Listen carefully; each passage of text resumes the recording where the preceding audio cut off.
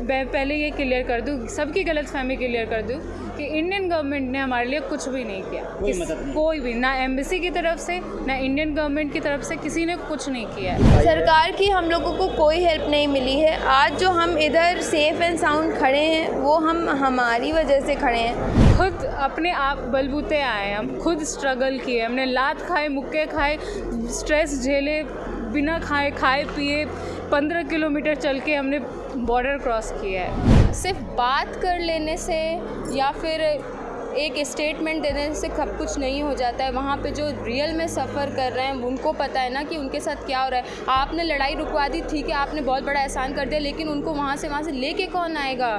सब अगर ये मोदी गवर्नमेंट कहता है कि मतलब हमने रशिया से बात की है, वो किया, ऐसा कुछ भी नहीं है, कुछ भी नहीं है। हमें तो नहीं देखा कुछ ऐसा, और ऑब्वियसली हम निकल के आए तो हमें ज़्यादा पता है। जब आप 3 or 4 आई डोंट नो, हमने नहीं खाया है, हम कुछ आई कांट एक्सप्लेन क्या हुआ है। नहीं, हम इसमें थे कि हम चल तो रहे हैं अपनी ज़िंदगी की ओर, बट हम कभी भी मर सकते हैं। हम इवन जब बॉर्डर पे खड़े थे, हमारा पूरी रात गुजार रहे थे, हमारा यही था कि हम कभी भी मर सकते हैं, हम पर कभी भी अटैक हो सकता है। बच्चे हम निकल गए, बट हम बिल्कुल भी खुश नहीं थे क्योंकि हमारे फ्रेंड्स फंसे हुए हैं उधर, और हम सबसे यही रिक्वेस्ट करना चाहते हैं कि प्लीज़ अब उन्हें बचा लो। हम लोग कर लिए जो करना था, हमें मर के निकलना था, जैसे करना था, बट प्लीज़ हमारे फ्रेंड्स को भी, हमारे कलीग्स को भी निकाल लो वहाँ से, प्लीज़।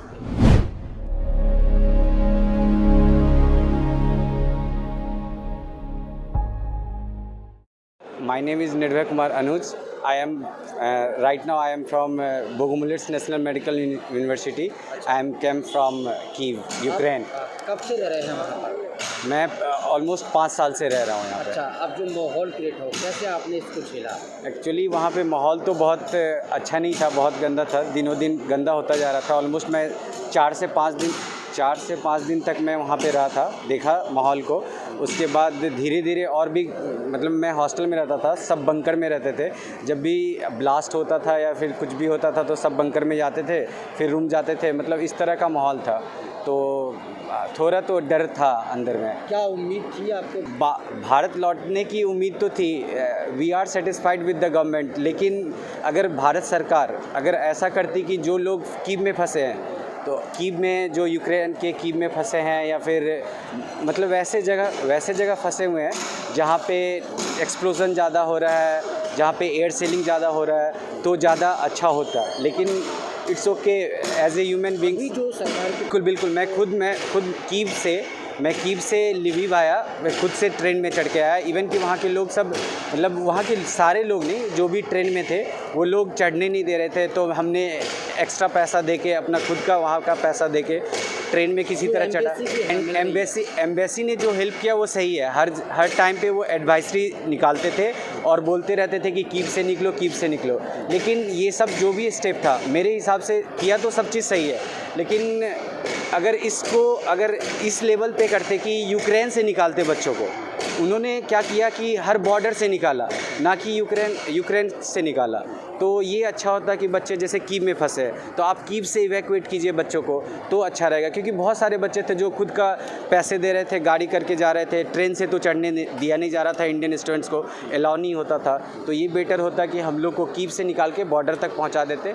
तो बाकी बॉर्डर का जो भी सुविधा था हम लोग उससे सेटिस्फाइड है, बट अंदर में थोड़ा बहुत ज़्यादा परेशानी हुआ था। अच्छा, क्या संदेश आप? मैं यहाँ आने के बाद खुश तो हो रहा हूँ, but as a doctor, as a human beings उतने खुश नहीं हूँ, क्योंकि मैं तो आ गया हूँ, बट उन यूक्रेनियनों का क्या जो वहाँ पे फंसे हुए हैं। सो मेरे थ्रू और on the behalf of all the students which are study in Ukraine, that please stop the war, and every people of the India should take steps against this war and protest against this, according to me. मेरी appeal यही रहेगी कि जो भाइयों जो मतलब अभी भी फंसे हुए हैं यूक्रेन में, उनको जल्द से जल्द निकाले। वैसे ऑलमोस्ट निकल चुके हैं, लेकिन अभी भी कुछ हैं जो फंसे हुए हैं। जैसे कि मैं बता रहा हूँ, एक इंसिडेंस है कि अभी जैसे जब वॉर ज़्यादा हो गया, जब देखा गया कि खार्किव में लोग मर रहे हैं, तो लास्ट में रशिया बॉर्डर को खोल दिया गया। मेरे हिसाब से अगर वो इतना पैनिक क्रिएट नहीं होता, अगर यही चीज़ पहले कर लिया होता, मैं गवर्नमेंट को सपोर्ट कर रहा हूँ, जो कर रहे हैं इतना किए, बहुत कुछ किए, लेकिन मेरे तरफ से एक और ये था, गुजारिश था, और on not only for me, on the behalf of, भी है। हाँ अभी भी है, कि ये सब चीज़ अगर पहले किए होते तो इतना पैनिक सिचुएशन नहीं होता। जैसे मैंने अपने भाइयों को, जो भी मेरे साथी थे खार्किव में, जैसे एक इंडियन स्टूडेंट्स मारे गए, तो ये सब नहीं होता। जैसे अभी लेटेस्ट न्यूज़ आया होगा, आप लोग को पता होगा कि रशिया ने अपना बॉर्डर खोल रखा था, या फिर रशिया ने 5 घंटों के लिए वार को रोक रखा था, क्योंकि 6 घंटे के लिए रोक रखा था। अगर यही सब चीज़ इंडियन गवर्नमेंट अगर पहले करती तो हम लोग ज़्यादा खुश होते इससे। प्रधानमंत्री जी की जो बात पहले रुकवाते तो ज़्यादा अच्छा होता है। ये आम जनता और आम पब्लिक और जो वहाँ पे स्टूडेंट्स फंसे हैं, जो इस चीज़ को फेस करके आए हैं, उनको बखूबी इसके बारे में पता होगा। इस वजह से मैं रिक्वेस्ट करूँगा कि ये सब चीज़ें अगर पहले लेते हो तो ज़्यादा होता है। But lastly I thank to the government of India and embassy also, which जो कि इवैक्यूएट करने में हमें मदद की है। We all are satisfied with it. Thank you so much.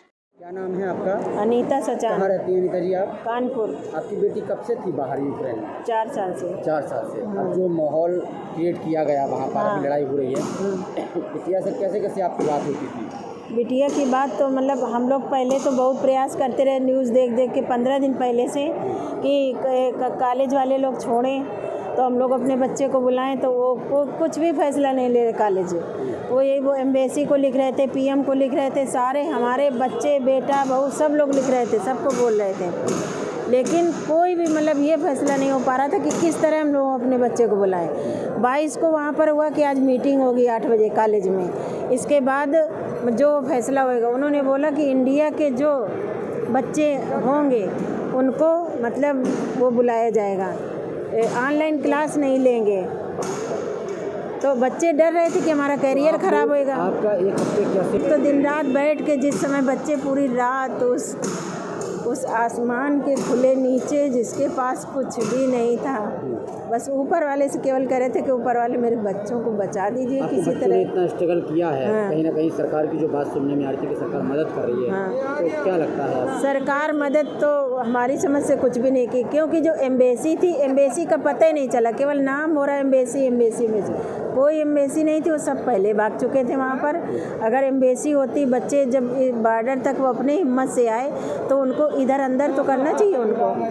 2-2 दिन बच्चे आ गए, आपकी कैसा? अब ये लग रहा है कि अभी तो सब कुछ ठीक है, बच्चे आ गए, लेकिन इनका भविष्य आगे क्या होगा? नहीं, 4 साल हमारे बच्चे वहाँ पढ़े, अब क्या होगा? अब सरकार को ये ऐसी व्यवस्था करे कि हमारे बच्चों को जो फीस हम लोग वो दे रहे लगभग उसी पर हमारे बच्चों को इंडिया में ही अच्छा, जो बच्चे बहुत ही हम लोग प्रार्थना कर रहे हैं और सरकार से बोल रहे हैं कि उनको ढूंढ के निकाले। बच्चों के मोबाइल बंद हो चुके हैं, जब बच्चों का पता ही नहीं चल रहा बच्चे कहाँ बंकर में घुसे, जिंदा हैं कि मरे हैं, तो वो कैसे मतलब उनको ढूंढा जाएगा? अब उनसे न्यूज़ में सुना जाता है, अब वो तो न्यूज़ भी नहीं सुन पा रहे हैं, बम की आवाज़ें आ रही हैं, बच्चे करें तो क्या करें? हम लोग तो यहाँ से परेशान है कि कैसे निकलें, जहाँ हमको नहीं जानकारी। इस दिल्ली में हम आए हैं और हमको टर्मिनल नहीं पता होता, सबसे पूछते हैं कि किधर जाएं। अब वो बच्चे कैसे निकलें जब चारों तरफ बम बारूद घूम रहे, तो बच्चे कहाँ जाएं तो जहाँ कहाँ। उन बच्चों को सरकार से निवेदन है कि ज़रूर निकालें, उनको खोज के निकालें, ढूंढ के निकालें। ठीक। कहाँ से हैं आप? मैं यूपी से हूँ, कानपुर। अच्छा, तो वैसे आपके साथ कितनी लड़कियाँ थीं और आपको कितनी समस्याओं से गुजरना पड़ा? हम लोगों के साथ लगभग 4000 बच्चे और थे जो इंडिया से थे। हम लोगों ने बहुत तकलीफ़ें झेली हैं, जैसा कि मेरी दी ने बताया अभी कि हम लोग 10-15 किलोमीटर चल कर आए हैं। जितना ज़रूरी सामान था वो लेकर आए, खाने पीने का भी हम खुद से लेकर आए, पानी भी हम 6-6 लीटर अपने कंधों पे टांग कर 15 किलोमीटर चल कर आए। और इसके बाद रोमेनिया के जो बॉर्डर पे हम लोग जब पहुँचे तो वहाँ पे कोई अरेंजमेंट नहीं था। हम लोगों ने बहुत मतलब इतना ज़्यादा स्ट्रगल किया है। मैंने पर्सनली वहाँ पे 4 दिन वेट किया, 4 night under the sky, under -10 degree Celsius. Can you imagine, like freezing, it was deep freezing cold. वहाँ पे कोई अरेंजमेंट्स नहीं था, ना खाने का, ना पीने का, ना ओढ़ने का। हम लोग गीली ज़मीन पे बैठे थे। इससे पहले जिस दिन मैं निकली हूँ, रोमेनिया का बॉर्डर क्रॉस किया है, उससे एक रात पहले बहुत हेवी स्नोफॉल थी। तो टेम्परेचर जो था वहाँ का वो -15 to -20 के बीच में गया था। और इसके बाद हम लोगों ने काफ़ी लड़ाई करी, इसके बाद हम लोग ये बॉर्डर क्रॉस कर पाए। मैं आप लोगों को मिल पाई सरकार की हम लोगों को कोई हेल्प नहीं मिली है। आज जो हम इधर सेफ़ एंड साउंड खड़े हैं वो हमारी वजह से खड़े हैं, सरकार ने कोई भी मदद नहीं करी। हम लोग बोलते थे जो हिम्मत है फंसे हौसला हुए बनाए। हैं उनके लिए क्या आपका संदेश और क्या अपील सरकार से? जो फंसे हुए हैं, मैं सरकार से यही कहना चाहूँगी कि प्लीज़ उन बच्चों का आप जाएं उस साइट पे, प्लीज़ उनका इवैक्यूएशन कराएं, क्योंकि हम लोगों ने बहुत सोचने के बाद अपना हॉस्टल छोड़ा, अपना बंकर छोड़ा, और वो जिस जगह पे फंसे हैं वहाँ पे ऑलरेडी कंडीशंस बहुत डिवास्टेटिंग हैं। प्लीज़ आप वहाँ जाएं, उन बच्चों को निकालें। उनके पास खाने का भी लिमिटेड सामान है, पीने का भी लिमिटेड पानी है। एक कटोरे चावल में 6 बच्चे खाना खा रहे हैं, कोई अरेंजमेंट्स नहीं है। इस घटना को क्या आप जिंदगी भर भूल पाएंगी? नहीं भूल पाएंगे। It's a scar to my whole life, I can't even forget कई इट। नेताओं का ये मैं यही कहना चाहूँगी कि इंडिया का सिस्टम अगर इतना अच्छा होता तो हमको कोई ज़रूरत नहीं पड़ती बाहर जाने की, क्योंकि इंडियन की जो मेडिकल टीम है वो बहुत अच्छी टीम है। अपना इंडिया छोड़ के कोई ज़बरदस्ती बाहर नहीं पढ़ना चाहता है। हम लोगों को इसलिए इंडिया छोड़ना पड़ता है कि यहाँ पे जनरली पॉपुलेशन इतनी ज़्यादा है कि कट ऑफ इतना हाई होता है, मेंटल स्ट्रेस इतना ज़्यादा होता है कि अगर हम लोग वो कट ऑफ क्लियर नहीं कर पाते हैं तो कोई दूसरा ऑप्शन नहीं है। अगर हमको डॉक्टर ही बनना है, इंडिया में नहीं कर पा रहे तो बेटर ऑप्शन बाहर ही दिखता है हम लोगों को, बिकॉज़ इंडियन के जो प्राइवेट मेडिकल कॉलेजेस हैं वो अपने आप से ही इतना हाई फ़ी लेते हैं, इतना उनका फ़ी स्ट्रक्चर इतना ख़राब है कि I can't even tell you, because 1 crore is something which middle class people can't even think कि वो अफोर्ड कर सकते हैं, अपने बच्चों को वो पढ़ा सकते हैं। आप यहाँ आ गई, कैसा महसूस कर रही हैं आप? यहाँ आ गए अच्छा तो लग रहा है, बट मेरे को उन बच्चों के लिए भी बुरा लग रहा है जो अभी भी उधर पे फंसे हुए हैं। जिन हालातों से आप गुजरी हैं वो मैं जिनसे गुजरी हूँ वो तो थे ही बहुत ख़राब, लेकिन जो बच्चे खारकीव और कीव में अटके हैं उनके हमसे भी ज़्यादा बुरे हालात हैं। प्लीज़ आप जितना जल्दी हो सके उन बच्चों को वहाँ से निकालने की कोशिश करिए, क्योंकि वो परमानेंट बम्बार्डिंग और इन सब चीज़ों को झेल रहे हैं। उधर खाने का कुछ नहीं है, ओढ़ने का कुछ नहीं है, पहनने का कुछ नहीं। हम अपने घर से इवन कंबल लेकर गए। उनके मोबाइल बंद। सताक्षी सचान, आप कहाँ से हैं? यूपी कानपुर। कानपुर से हैं। आपने कितनी समस्याएं से गुजरे हैं, आप यहाँ तक कैसे पहुँचे? जैसे कि प्रतिभा ने बताया कि लाइक हम शायद 24 से हम सोए भी नहीं हैं, ना ही हमने खाया है। Like every kind, physical, mental, मतलब हमें ये भी नहीं पता है कि हम इस सदमे से कब निकल पाएंगे। कैसा लग रहा था उस समय? क्या उम्मीद थी आपको, यहाँ तक आने की उम्मीद थी आपको? हाँ, उम्मीद थी, क्योंकि हमें पता था कि हम कर लेंगे और हमारे पेरेंट्स की विशेस थी। तो अब जो फंसे हुए हैं उनके लिए क्या आपका कोई अपील सरकार से? प्लीज़ गॉड, क्योंकि अब वहाँ पे कंडीशंस और ज़्यादा, बिकॉज हमने अभी न्यूज़ पढ़ी कि वहाँ पे कोई न्यूक्लियर पावर अटैक हुआ है रिसेंट में। अभी मैं हाथ जोड़ के बोल रही हूँ, प्लीज़ उनको वहाँ से निकाल लो। अच्छा, एक सवाल कल सुनने में आया है आपको? नो, बिल्कुल नहीं।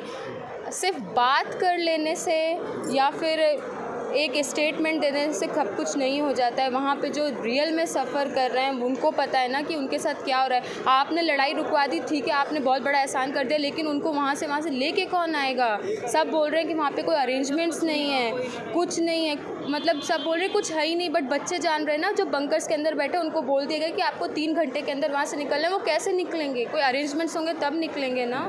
बॉर्डर तक आने में बहुत ज़्यादा हम लाइक 15 हार्स ट्रैवल करके आए। आफ्टर दैट हम वहाँ से 15 किलोमीटर्स चल करके रोमानिया बॉर्डर तक पहुँचे, और फिर वहाँ पे हम पूरे 2 नाइट्स ठंड में स्टे किया हमने in snowfall. Like it's very difficult. खाने पीने में कितनी समस्याओं से आपको गुजरना पड़ा? कुछ नहीं था। हम आपको कंसीडर कह रहे हैं ना कि हमने 24 से आज डेट हो गई I think 3 or 4, I don't know, हमने नहीं खाया है। हम कुछ आई कांट एक्सप्लेन। चौधरी है। आप दिल्ली में कहाँ रहती हैं? मैं बिहार से हूँ। बिहार से हैं आप? हाँ जी। यूक्रेन में कब से आप रह रही हैं? मेरे 4 साल हो गए। अच्छा, अभी जो इशूज़ चल रहा है वहाँ पर, दंगे वगैरह हो रहे हैं, उसमें आपने कितने दिन कैसी परेशानियाँ झेली हैं और बॉर्डर तक आप कैसे पहुँचे? 24 तारीख से अटैक हुआ था, शुरू हुआ था, और उस दिन ही हमने फेल्ट किया अटैक। लाइक हम घर पे थे, बॉम्ब गिरा हमारे कुछ ही डिस्टेंस पे, एंड हमें लगा कि हमारे छत पे मतलब कुछ गिरा और हमारा पूरा बिल्डिंग गिरने को हो गया था। और फिर मतलब वहाँ पे हमने 2-3 रात गुजारी। लाइक हर 2 घंटे पे सायरन बज रहे हैं, हम बंकर्स में भाग रहे हैं छिपने के लिए। लाइक हर थोड़ी देर पे ना हम खाना खा पा रहे हैं, ना सो पा रहे हैं। लाइक इस डर में कि पता नहीं कब क्या हो जाएगा, कब क्या अटैक हो जाएगा। आपके कितने दिन तक? हम अभी यहाँ पहुँचे हैं तो हम अभी रिलैक्स है। अच्छा, बॉर्डर तक कैसे पहुँचे आप? हमने खुद से बस की। मैं पहले ये क्लियर कर दूँ, सबकी गलतफहमी क्लियर कर दूँ कि इंडियन गवर्नमेंट ने हमारे लिए कुछ भी नहीं किया। कोई मदद नहीं? कोई भी, ना एम्बेसी की तरफ से, ना इंडियन गवर्नमेंट की तरफ से, किसी ने कुछ नहीं किया। ये बार बार कहा जा रहा है कि एम्बेसी की इनकी मदद मिल रही है, क्योंकि ये दिखाया जा रहा होगा शायद, बट मैं उस चीज़ से गुजर के आई हूँ तो मुझे पता है कि क्या रियलिटी है क्या नहीं। हम खुद विनित्सा सिटी में थी मैं, वहाँ से हम खुद अपने आप बलबूते आए, हम खुद स्ट्रगल किए, हमने लात खाए, मुक्के खाए, स्ट्रेस झेले, बिना खाए पिए 15 किलोमीटर चल के हमने बॉर्डर क्रॉस किया है। विनित्सा से हमने अपने आप से, जहाँ पे ट्रैवलिंग सब पूरी यूक्रेन में ट्रैवलिंग बंद हो गई थी, फिर भी हम सारे बच्चे भागना चाहते थे। हमने कैसे भी करके 6,000 पर पर्सन 6,000 टिकट में हमने बस करवाई 15-20 बच्चों का, और फिर हम वहाँ गए। फिर बॉर्डर तक हमें 15 किलोमीटर चलना पड़ा, जिसमें हमारी हाथ बैग लेके, सारी चीज़ें लेके, हमारे डॉक्यूमेंट्स एवरीथिंग बचा के, ना फ़ोन हमारा चार्ज, कुछ भी नहीं। उसके बाद वहाँ बॉर्डर पे -20 डिग्री में हम सर्वाइव कर रहे थे। ना वहाँ पे कोई शेल्टर था, ना अंडर द स्काई। हमें 2 दिन हमने पूरे दिन लाइन में बिताई है, स्नो गिरा, गीले में बैठ के, ना हमें कोई खाना देने वाला, ना कुछ। रोमानिया बॉर्डर, हमने रोमानिया बॉर्डर से क्रॉस। पुलिस है और रोमानिया के बॉर्डर की जो पुलिस है, कुछ सहायता मिली क्या उन्होंने? नहीं, यूक्रेन के हमारी तरफ से क्योंकि कोई रिप्रेजेंटेटिव नहीं थे, बाकी की कंट्री से रिप्रेजेंटेटिव्स थे, तो हमें कंसिडर ही नहीं किया जा रहा था। हम करीब 4 से 5 हज़ार इंडियन स्टूडेंट्स थे, बट हमें नहीं निकाला जा रहा था क्योंकि दूसरी कंट्री के रिप्रेजेंटेटिव्स थे, तो उन्हें कंसिडर किया जा रहा था। हम निकलने की कोशिश कर रहे थे तो हमें मार रहे थे, फायरिंग हो रही थी, हम कैसे भी करके निकलना चाहते थे। अच्छा, सुनने में ये हमने खुद से सोच के अपनी प्रोटेक्टिव के लिए हमने सोचा कि ले चलते हैं, बट इसका कोई कुछ रोल नहीं है, कुछ भी नहीं। अगर ये मोदी गवर्नमेंट कहता है कि मतलब हमने रशिया से बात की है, वो किया, ऐसा कुछ भी नहीं है, कुछ भी नहीं है। हमें तो नहीं देखा कुछ ऐसा, और ऑब्वियसली हम निकल के आए तो हमें ज़्यादा पता है जब आप क्या हुआ है। नहीं, हम इसमें थे कि हम चल तो रहे हैं अपनी ज़िंदगी की ओर, बट हम कभी भी मर सकते हैं। हम इवन जब बॉर्डर पे खड़े थे, हमारा पूरी रात गुजार रहे थे, हमारा यही था कि हम कभी भी मर सकते हैं, हम पर कभी भी अटैक हो सकता है। क्या लगता है, यहाँ तक आने पर परिवार की दुआएं काम आई हैं या सरकार का कुछ? परिवार की दुआएं प्लस हमारी स्ट्रेंथ। हमने जो स्ट्रगल किया, क्योंकि हम फिज़िकली ख़राब हो चुके थे, मेंटली भी बहुत स्ट्रेस आउट थे, बट हमने फिर भी हिम्मत बांधे हुए थे कि कोई नहीं, हम इंडिया में जाके अपने लिए लड़ लेंगे। अभी हमारे पेरेंट्स हमारे वेट कर रहे हैं। भले ही हमारे लिए हमारी ज़िंदगी इम्पॉर्टेंट नहीं है, बट हमारे पेरेंट्स के लिए हमारी ज़िंदगी बहुत इम्पॉर्टेंट है। अच्छा, मैं बोल रही हूँ कि मैं सारे न्यूज़ चैनल से रिक्वेस्ट करूँगी, आप हमारी बातें गवर्नमेंट तक पहुँचाएं। और जो बच्चे, हम निकल गए बट हम बिल्कुल भी खुश नहीं थे क्योंकि हमारे फ्रेंड्स फंसे हुए हैं उधर, और हम सबसे यही रिक्वेस्ट करना चाहते हैं कि प्लीज़ अब उन्हें बचा लो। हम लोग कर लिए जो करना था, हमें मर के निकलना था, जैसे करना था, बट प्लीज़ हमारे फ्रेंड्स को भी, हमारे कलीग्स को भी निकाल लो वहाँ से, प्लीज़। देश दुनिया ਦੀਆਂ ਤਾਜ਼ਾ ਖਬਰਾਂ ਦੇ ਲਈ ਹੁਣੇ ਪਲੇ ਸਟੋਰ ਤੋਂ ਡਾਊਨਲੋਡ ਕਰੋ ਪੰਜਾਬ ਦੀ ਆਵਾਜ਼ ਅਜੀਤ ਨਿਊਜ਼ ਐਪ। ਹੁਣ ਤੁਹਾਡਾ ਆਪਣਾ ਅਜੀਤ ਹਰ ਸੋਸ਼ਲ ਮੀਡੀਆ ਪਲੇਟਫਾਰਮ ਦੇ ਉੱਤੇ ਉਪਲਬਧ ਹੈ। ਫੇਸਬੁੱਕ ਦੇ ਉੱਤੇ ਹੁਣੇ ਲਾਈਕ ਤੇ ਫੋਲੋ ਕਰੋ ਅਜੀਤ ਦਾ ਅਫੀਸ਼ੀਅਲ ਪੇਜ ਡੇਲੀ ਅਜੀਤ, ਤੇ ਹਾਂ ਨਾਲ ਹੀ ਦੋਸਤਾਂ ਨੂੰ ਪੇਜ ਲਾਈਕ ਕਰਨ ਦੇ ਲਈ ਇਨਵਾਈਟ ਕਰਨਾ ਨਾ ਭੁੱਲਣਾ। ਇੰਨਾ ਹੀ ਨਹੀਂ, ਹਿੰਦੀ ਦੇ ਵਿੱਚ ਖਬਰਾਂ ਵਾਸਤੇ ਲਾਈਕ ਤੇ ਫੋਲੋ ਕਰੋ ਸਾਡਾ ਫੇਸਬੁੱਕ ਪੇਜ ਅਜੀਤ ਸਮਾਚਾਰ ਹਿੰਦੀ। YouTube ਦੇ ਉੱਤੇ ਵੀਡੀਓ ਖਬਰਾਂ ਦੇਖਣ ਦੇ ਲਈ ਹੁਣੇ ਸਬਸਕ੍ਰਾਈਬ ਕਰੋ ਅਜੀਤ ਦਾ official YouTube channel Ajit web TV। ਤੁਹਾਡਾ ਆਪਣਾ ਅਜੀਤ ਹੁਣ ਟਵਿੱਟਰ ਤੇ ਇੰਸਟਾਗ੍ਰਾਮ ਦੇ ਉੱਤੇ ਵੀ ਉਪਲਬਧ ਹੈ। ਟਵਿੱਟਰ ਦੇ ਉੱਤੇ ਖਬਰਾਂ ਦੇ ਲਈ ਫੋਲੋ ਕਰੋ ਡੇਲੀ ਅਜੀਤ ਤੇ ਇੰਸਟਾਗ੍ਰਾਮ ਦੇ ਉੱਤੇ ਖਬਰਾਂ ਦੇ ਨਾਲ ਵੀਡੀਓ ਦੇਖਣ ਦੇ ਲਈ ਫੋਲੋ ਕਰੋ ਬਲੂ ਟਿਕ ਵਾਲਾ ਸਾਡਾ ਅਫੀਸ਼ੀਅਲ ਚੈਨਲ ਡੇਲੀ ਅਜੀਤ। ਇੰਨਾ ਹੀ ਨਹੀਂ, ਅਜੀਤ ਦੇ ਵੀਡੀਓ ਹੁਣ ਤੁਸੀਂ ਐਪਲ ਟੀਵੀ ਦੇ ਉੱਤੇ ਵੀ ਵੇਖ ਸਕਦੇ ਹੋ ਤੇ ਨਾਲ ਹੀ ਅਜੀਤ ਅਖਬਾਰ ਦਾ ਡਿਜੀਟਲ ਐਡੀਸ਼ਨ ਪੜ੍ਹਨ ਦੇ ਲਈ ਡਾਊਨਲੋਡ ਕਰੋ ਅਜੀਤ ਈ-ਪੇਪਰ ਐਪ। ਤੁਹਾਡਾ ਆਪਣਾ ਭਰੋਸੇਯੋਗ ਚੈਨਲ, ਤੁਹਾਡੀ ਆਪਣੀ ਆਵਾਜ਼, ਪੰਜਾਬ ਦੀ ਆਵਾਜ਼ ਅਜੀਤ।